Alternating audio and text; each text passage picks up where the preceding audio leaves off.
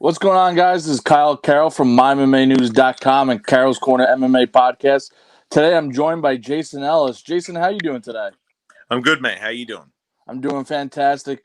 Now, everyone that don't know, Jason's an MMA fighter, professional skateboarder, and a radio host. Jason, you do a little bit of everything, and I know you got a fight coming up and Ellis Mania coming up. Tell us a little bit about how your health is, because I know you were in the hospital recently. Yeah. Well, I had a thing happen about 7 years ago where my heart, a certain part of my heart goes into this thing called AFib, where a part of it beats irregularly, and if you don't get it to go back to normal, it'll cause a blood clot, and you can fucking have a stroke and all that kind of stuff. So then I had a procedure where they go in your groin and they fuse the faulty valve in your heart. And for the last 5 years, I've been fine. And the pandemic, and I got a knee replacement. And I just started drinking it a little too much. And apparently, depending on who you are, if you have AFib, you probably shouldn't drink. So I was like, oh, shit. So now I don't drink. But the good news is I don't have to have another procedure. My doctor was like, you should just not drink and you probably won't have to deal with that anymore. And I was like, I can handle that. So there goes that. There you go. So you have a clean bill of health, ready to get in there and fight and whatnot. Now tell us a little bit. Tell us a little bit about Ellis Mania and what you have planned for that. I know I saw 2 different dates for it. Tell us a little bit about that. Well, this is more of I had an idea to film some stuff, and we talked to Lake Havasu, and Lake Havasu want us to put this event on, and it's really rushed. Like November 7th is the latest date they gave us before it starts to get too cold there. And so I said, okay, but it's more, this one's kind of, I've been trying to do new things. I feel like when I did Ellis Mania I'm up to almost 20 now, and I feel like there's people that do like a version of Ellis Mania now, and I'm not looking to be in a contest. I definitely don't like ripping people off, but I just want to do something different. And this lake thing is different. It's way different, and it's more entertaining. And the first one I could do without having a bunch of people there, so that I potentially wouldn't be, I don't want to spread any fucking virus. I know, most people are okay if they get it, but still, I don't want to be a part of giving people something that they could give to their grandmother or some shit. So if it's just the athletes, and when I say athletes, the people that listen to my radio show, like, it's kind of, that's the other part. Like, people, the event has got bigger now, and people that can fight want to be a part of it, and that's really cool. I appreciate that, but people don't understand that if you don't listen to the show, Ellis Mania is only for the people that listen to the show. I'm not trying to be like cutthroat or anything, but I only made Ellis Mania because I started training, and I was like, man, all this training, really the bottom line at the end of the day, like, for all the marbles, you got to have a fight. You got to have one. Like, I could just tell, as somebody that's always wanted to get a good taste of whatever it is I'm into, if you don't have a fight, then you never know. And all the people that you train with, to me, I just knew that I had to do it, and it changed my life. So I wanted other people to get that experience, but only the people that listen to the show. It's not, if you can already fight, well, then good for you. This is about people that have never had a fight ever, and they probably were never going to have one. And then they have a fight against somebody who is also just as useless. So, you know what I mean? There's all the fear, all the anxiety, it's all there. All the, you know what I mean? The competitive nature, win or lose, it's all there, but there's no, people don't get switched off at my events. There's not like broken noses and fucking, you know what I mean? Like, if you get tagged, if you get stung, like you get rocked, we just fucking call it. And we go, dude, hell of a fight. You know what I mean? Good for you. But like, I'm not carrying you out of this ring. Like, you're going to walk out by yourself. So most of the time that works out. So that's the main reason I do it. And also to be creative. I want to be entertaining. The radio is not enough for me. Like, I feel like I have such good ideas sometimes, and I have enough people around me that are athletical enough and creative also, where we can make events where, especially now, there's things to watch, things to be entertained by. To me, that's my job. Try to entertain people, try to make people laugh. And I feel like if I have this Ellis Mania Fight Island where it's 20-foot square, 20-foot square, and then a 10-foot one. So it's 3 islands, and the 2 big ones are 5 foot apart, and the smaller one is 6 foot apart. And you've got to jump over to them if you want to fight over the other side. That sounds awesome. So they're pretty much just average Joes that maybe have beef with someone else. How do you make matchups? Is it just people calling in and say, oh, I want to fight that other caller?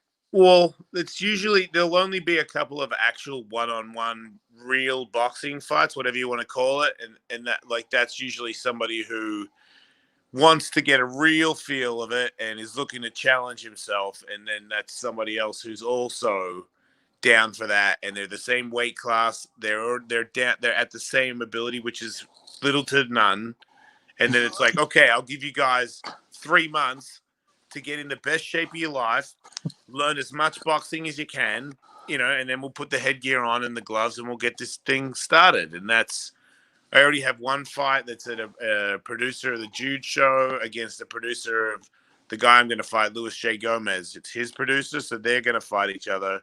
And then Luis is going to come to kind of promote our fight, because our fight, my doctor said that I can't go full speed for at least another 3 months on my knee. So I'd say 6 months, maybe a bit longer, maybe 8. All right. So do you guys have an idea of when you want it? I know you have to wait till your knee heals, but do you have an idea of when you want to fight Gomez?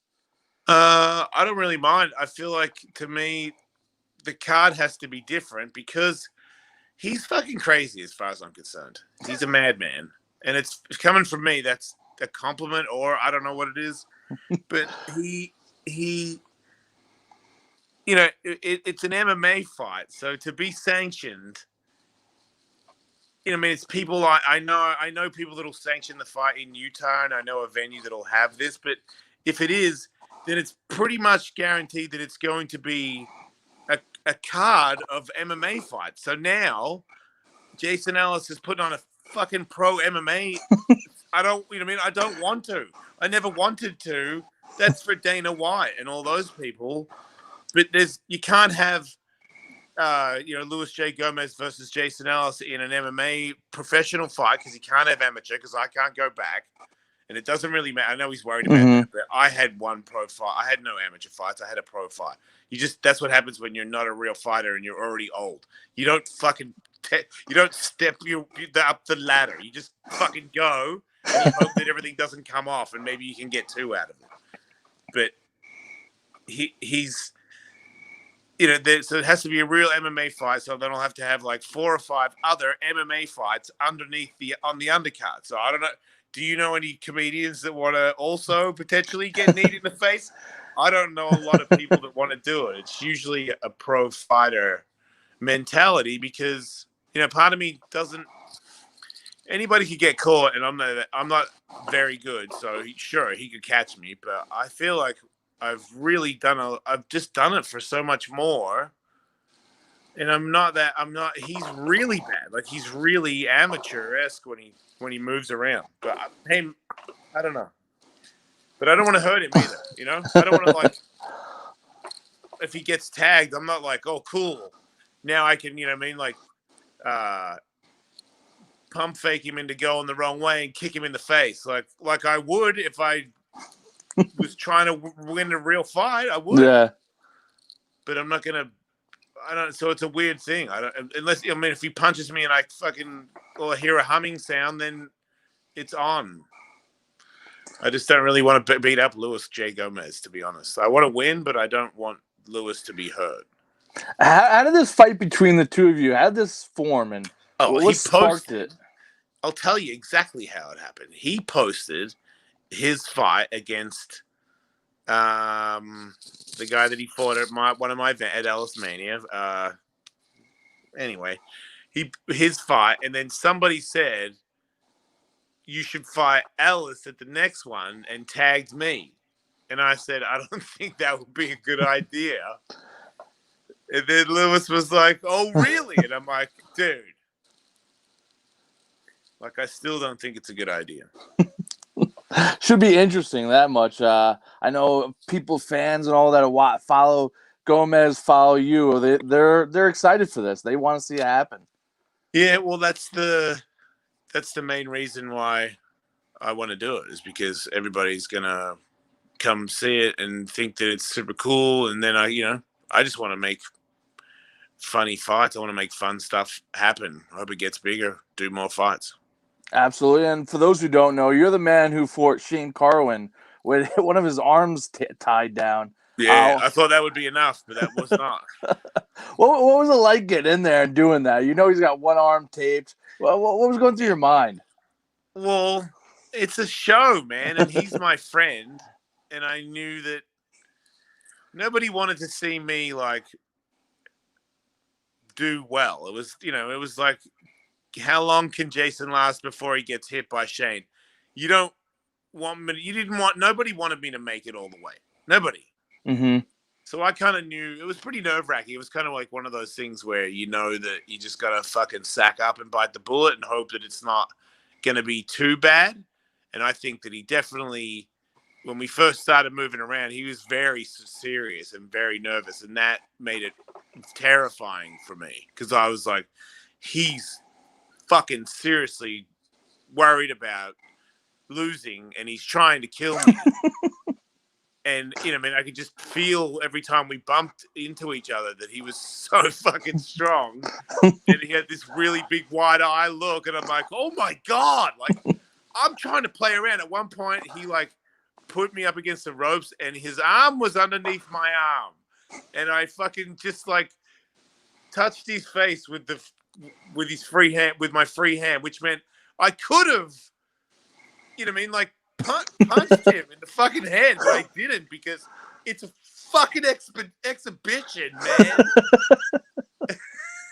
And then he fucking clobbered me, and I'm like, oh my God, dude. And then I was still all right, but then by the next one that he got me, I got a concussion. Like, I was still there, but he definitely, I was like, this is the best case scenario. I got a concussion, but I didn't get one of those ones where, you lights out. Yeah, getting stiffed is a little bit different. Depending on that, unfortunately, I've had so many different versions of them. But to me, those ones where I'm like, wait, what? And I'm like, oh yeah. And I'm like, and then later on, I'm like, oh yeah.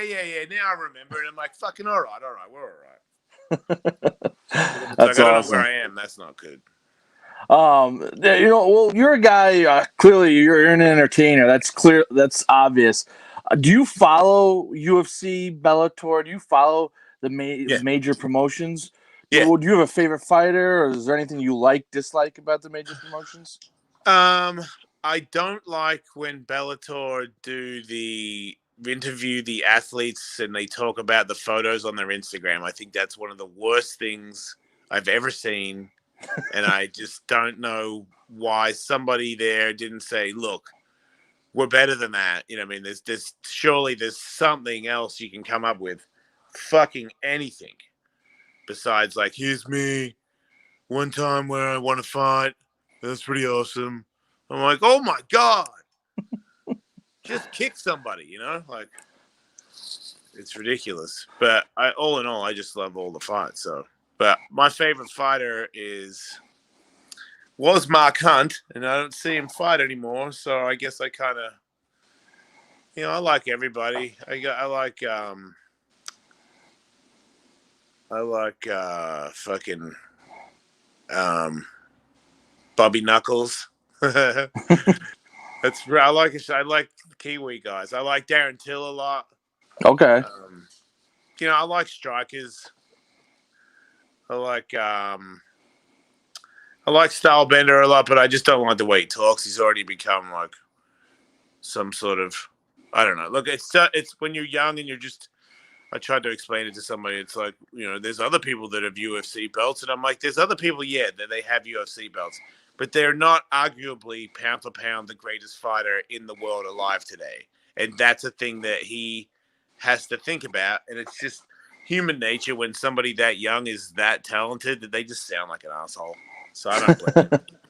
But he is annoying to me. Fair enough. And then, like I mentioned, you do the radio show, Pro Skateboarder. Is there a point in time in your career of all the things you've done and been a part of that stands out the most among everything else? Shit. I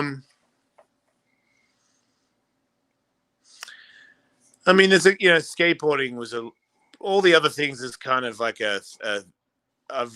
I've really enjoyed them, and they have given me just as much joy as skateboarding. But skateboarding, at one point, I was the best. I wasn't doing pretty good for my age. I was just really, really good. And when you know that, when you know like what you're doing is something that no one else can do, or maybe there's like 2 or 3 other people that can do it, and you do it, and they're like, "Fuck," and you're like, "Oh yeah, I'm here as well."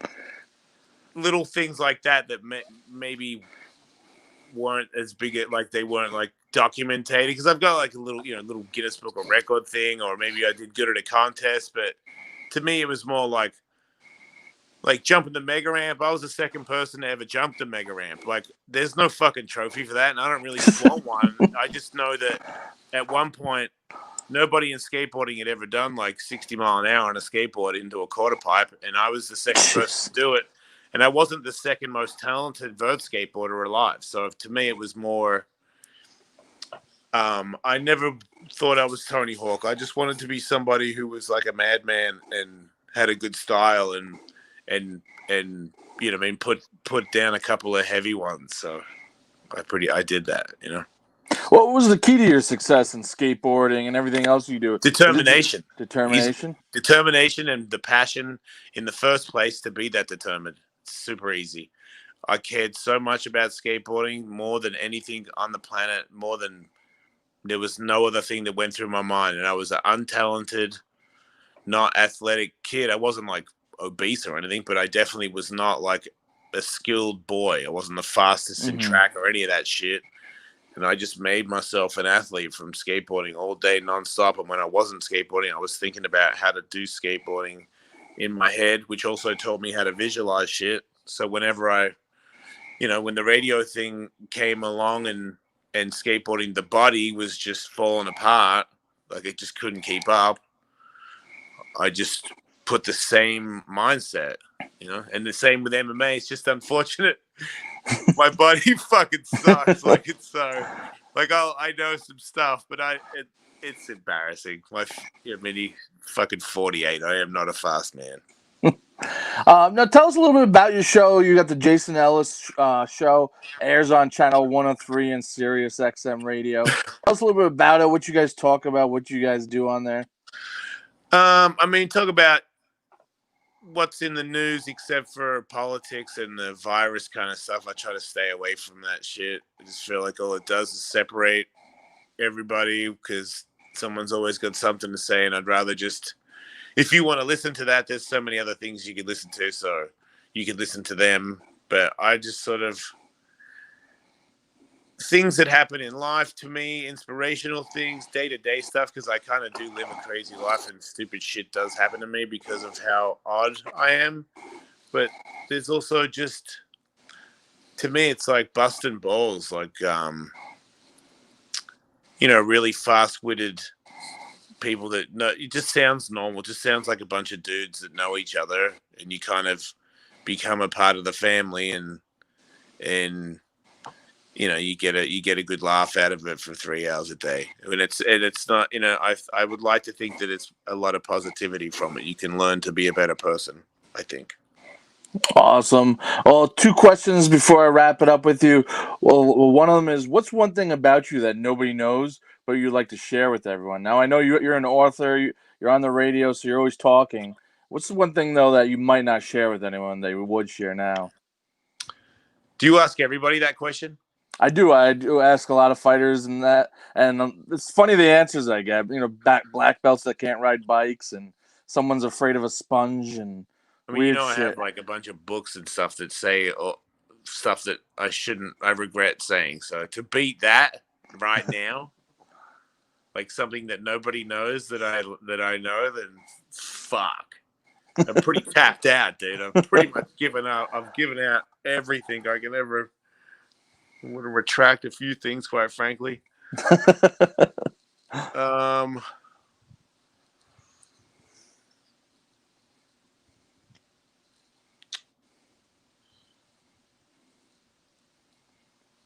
Well, to be honest, it could just be anything, or we could just skip it. It's not a big deal. I don't have anything that I haven't already told everybody. I'm gonna have to go skim through your books and throw a few things in there for the fans to in case they haven't read your books.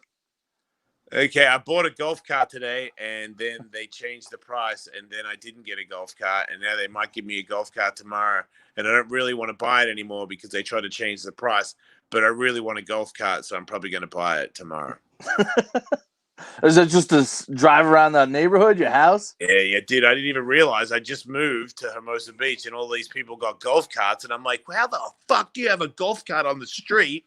And then I see this golf cart store, and I go in there, and I'm like, how do you do this? And they're like, oh, you can just buy one right now. And it's got rims, and it's got sound system, and it's got reverse cameras. And I'm like, get the fuck out of here. I'll take it. So that's what happened. Sounds nicer than most people's cars. Yeah, I don't have a car right now either, so it's handy. Okay. Awesome. Well, I know everyone wants to hear this. Do you have a prediction for the fight against Gomez? Oh.